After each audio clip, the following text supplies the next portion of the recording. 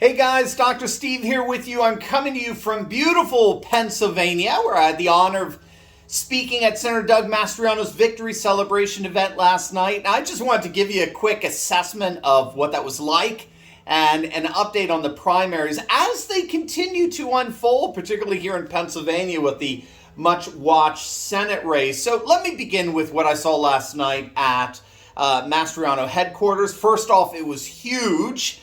There had to have been at least 1,000 people there in attendance, all Ultra-MAGA patriots. They're the salt of the earth. And I met lots of fans of our channel. And when Doug entered into the ballroom, the place just exploded. Jenna Ellis, right, special counsel to President Trump, she was there. And while she was speaking, Mastriano entered the room and she just stopped what she was saying. She helped lead the applause and shout outs for him. And she stepped off the stage, gave him the mic. And he just had a few words, and she came back on, finished her really inspiring speech. Jenna was just one of the first Trump officials to endorse Mastriano months back. So it was really exciting. Huge shout out to Election Wizard on Twitter, who was the first to call the election for Mastriano. I had the honor of showing the tweet to him. He had just given a quick speech thanking everyone. Jenna finished up. It was just after 9 p.m., and I was following Election Wizard on their coverage on Twitter, and boom, Election Wizard made the projection. I went over to Doug, showed it to him, shook his hand, and said, congratulations, soon to be governor. Now, in terms of the U.S. Senate race, as we stand, Dr. Oz is actually in the lead. I mean, we're talking a razor-thin lead of just 0.2% over Dave McCormick. So there's going to be an automatic recount, but it does look like Oz is going to pull this out by the skin of his teeth. For Kathy Barnett, she, of course, had that amazing surge over the last few weeks. We had our interview with her, but she did fall several points behind. It looks like voters got nervous with her electability. I don't think that would have been an issue given the red wave that's forming all over the nation. But, you got to remember that the party apparatus, the Republican leadership, the McConnells and the other foul ones like that, they want to prevent another 2010 when the Tea Party movement swept across the nation, gave 60 seats plus in Congress, but that didn't translate into the Senate. You had Sharon Angle lose in Nevada to Harry Reid. You had Christine O'Donnell lose to Chris Coons in Delaware. These were states that appeared highly likely to switch to the Republican Party, but because so-called far-right Tea Party faithful who weren't properly vetted won the Republican primaries, they ended up losing the general. And the GOP leadership is really nervous about that happening all over again with the Senate. My problem with that assessment is that it's not 2010 anymore.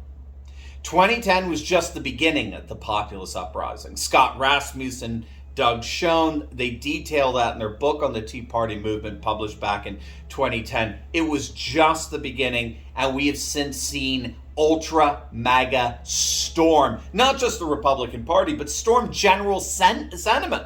Remember, the Democrats are not just wrong anymore. They always were, and they still are. But they're not just wrong. The Democrats are insane. The woke left has become utterly insane, not being able to define woman and things like that. And so the woke left is freaking out even liberals like Bill Maher and Piers Morgan and Trevor Noah. So we've entered into a political context where the left is splitting over its wokeness while the right is unifying and galvanizing over that same wokeness. So I think Kathy could have easily pulled off the general. But regardless, we'll see how Dr. Oz does. We'll see if he can make his peace with the Ultra-MAGA wing of the party. And this is why I don't buy the notion that the mainstream media portraying Doug Mastriano as a far-right election denier and all this crap. I don't buy that it's going to have any negative effect on his electability. If anything, it's only going to all the more endear him to the electorate that's going to come out en masse in November. Of course, we can see that throughout the night with primaries in North Carolina. Ted Budd easily won the Senate primary there. He looks like he's a shoo-in for the general.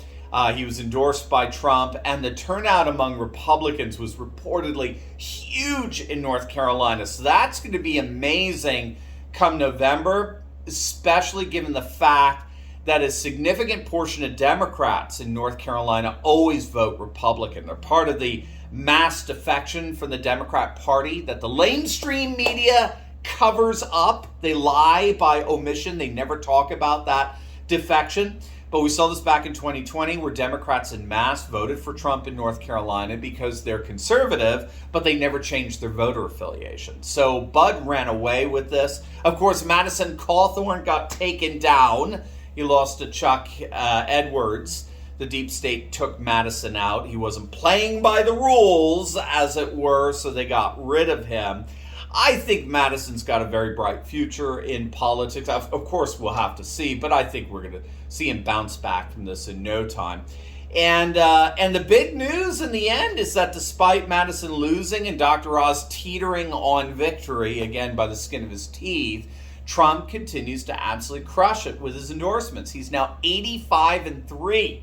Absolutely unprecedented stuff. And he continues to demonstrate that he's running what is, many would call it de facto shadow government, right? He's the leader of the Republican Party. And at both the federal and the state levels, he's setting the political agenda for the party, the Ultra-MAGA America First agenda. Candidates that embrace that agenda are getting endorsed, and those candidates go on to be voted in by the rank and file, the grassroots. So we really are witnessing the Republican Party turning into the Patriot Party right before our very eyes. Again, it's not perfect or pure for sure, but far more impressive, far more centered on faith, family, and freedom than it was even just 2 years ago. Absolutely wonderful stuff. So there you go. That's my assessment of what's happening here in Pennsylvania and beyond. Make sure to check out my latest video I just uploaded on Ukrainian forces surrendering in mass the city of Mariupol. All the media's lies surrounding Ukraine are more and more getting exposed. You're not going to want to